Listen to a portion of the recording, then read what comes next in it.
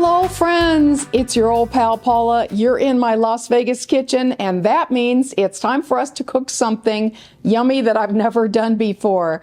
We are continuing our series of featuring the wonderful chefs and restaurateurs who hung up their shingle down on Las Vegas Boulevard, and this guy was the first. I am talking about Wolfgang Puck. He opened Spago here back in 1992, more than 30 years ago, and believe it or not, we met him in 2004 when this cookbook came out, and he autographed it to us. It's a wonderful treasure, and I have just grabbed a recipe that I've never made, and I'm going to make it for you today. It is Wolfgang's chicken stir fry. I'm excited about this. Let's see what we have to work with. First of all, of course, we have about a pound of boneless, skinless chicken breast. That's going to be, of course, our protein in the stir fry. And then, oh, look at all these wonderful vegetables. It calls for snow peas, couldn't find them. So I'm doing sugar snap peas instead. We've got an onion, we've got a red pepper, we've got water chestnuts. We're going to use some orange zest, and we're going to use cilantro, ginger, garlic, and even some red pepper to season it. I actually had to go in the Asian section and buy some peanut oil, teriyaki sauce, and sesame oil. And then, of course, we're going to serve this over some rice. I am really excited. You may remember in the original Paula's Kitchen, I think my very third episode, I did my personal version of chicken stir fry, and it's nothing like this. So I'm really excited to try Wolfgang's version, especially with the fresh ginger. Let's get started. Our pal Wolfgang Puck is one of our very favorite Austrian imports. Don't have an apron from Austria, but I have Australia. Is that close enough? What do you think? It's got the same letters. All right, let's talk prep. And boy, it's a stir fry. That means there's a bunch. I have my chicken set out. I need to cut that crosswise into half-inch strips. I'm going to do that in a minute, but let me show you what I've already done. I have the sugar snap peas. Again, I couldn't find snow peas anywhere, and Wolfgang says sugar snap is good, so is broccoli. So I have 8 ounces of those, or half a pound. I have 1 lovely sweet red bell pepper that I've cut into strips. I have 1 onion that I've also cut into strips. I have 5 ounces of water chestnuts. My store had an 8 ounce, so I didn't quite use the whole can, but sliced water chestnuts. I love water chestnuts. And this is interesting, 2 pieces of orange zest, about 3 inches long. Okay. And then in terms of our seasonings, I have 1 teaspoon of grated fresh ginger. Yum. And 3 cloves of garlic. Wow, that took me, probably half an hour to do all that. But thing about a stir fry is you've got to have it ready. All right, now, as I said, with regard to the chicken, we're simply going to slice it crossways across the grain, and Wolfgang suggests about half-inch thick. This cookbook is definitely meant for home cooks, and it is full of little sidebars with helpful tips on how to do the prep and, what to buy when you're at the grocery store and so on. And that is just really helpful. They're not big, complicated recipes, so it's a really fun cookbook. And it has, of course, not only main dishes, but, appetizers and sides and desserts and the whole deal. So, all right, there's one. And let me get this wrapped up, and then we're going to move on with our next prep step. First step at the stove is I have a saucepan of water that I just brought to the boil. So now that it's boiling, I'm going to drop in 1 teaspoon of salt. Woo. It's cameraman Dale back there. I have my 8 ounces of the sugar snap peas, and I'm going to drop them in the boiling salted water to blanch them for a very short time. You might recall when I did Paula's Kitchen, I actually do this in the microwave with crispy vegetables like broccoli and carrots and so on. I blanch them for a little while before I put them in the stir fry. So, quick 15-second blanch, and right here I have a bowl of ice water that I'm going to plunge these into when the 15 seconds are up. And that's my 15 seconds. So I've got the water here. I'm just going to pull out the sugar snap peas. I love how they just turn bright, bright green when you plunge them in the hot water. But you don't want to cook them all the way because the stir fry is going to actually finish them. So pull these out. They just have to sit for just a couple of minutes till they completely cool down, and then we're pulling out my biggest frying pan. If you have a wok, of course you would use it. I don't know why I never bought a wok, but anyway, we use my big frying pan and we're gonna get stir frying. Got my big frying pan out and I just opened up my peanut oil. So I need 2 tablespoons of peanut oil in the pan. And we're going to get started first off with the chicken. All right. Use olive oil, right? Yes, actually, Cameraman Dale was saying, what if you have peanut allergies? I'm sure you could use olive oil. In fact, I make stir fry with olive oil all the time. All right, so Wolfgang tells us that right before we drop the chicken in, we season it just to taste with salt and pepper. So I got my pepper grinder, and he recommends kosher salt. So let's do some kosher salt. These are big grains of kosher salt. Drop that in. And the chicken goes in. What I didn't do was get my trusty spurtle because I have to stir this continuously. All right, in we go. My 1 pound of chicken strips. And you get stirring. Get them covered up with the olive oil as quickly as possible. Woo!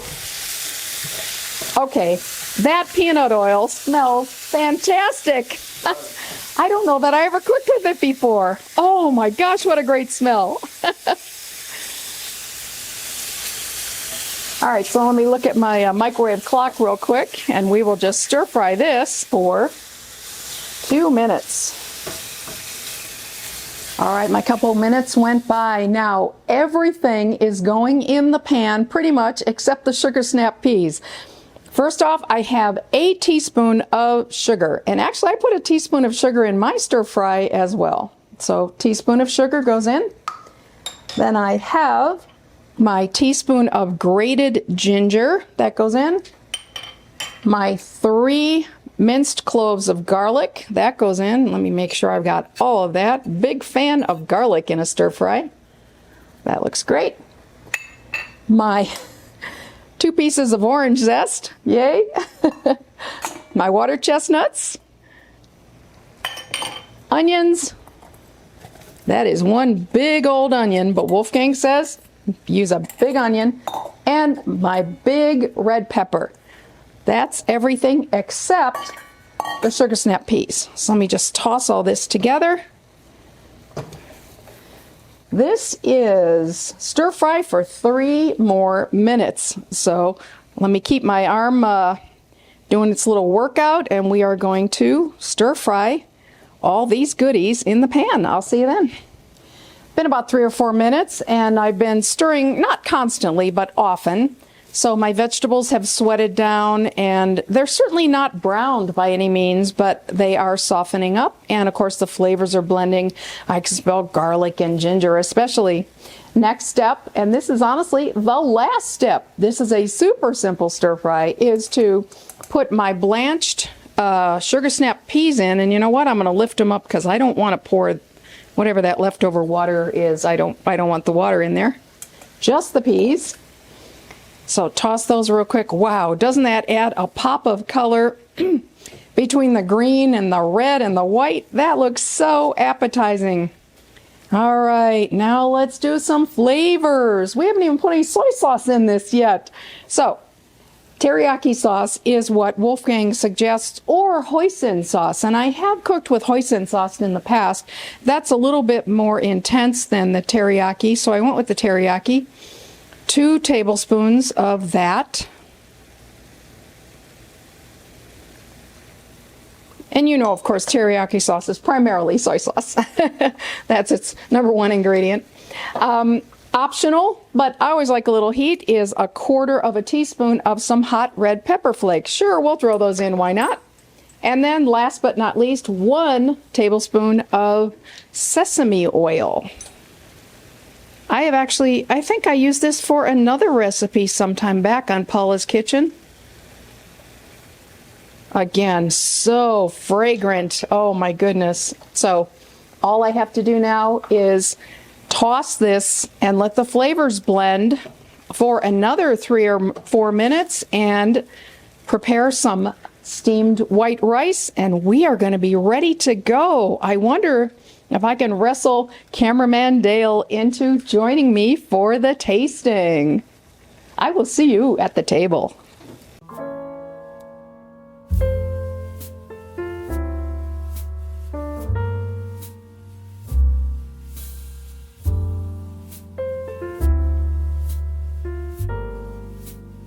Well, Heidi ho, it's my director friend.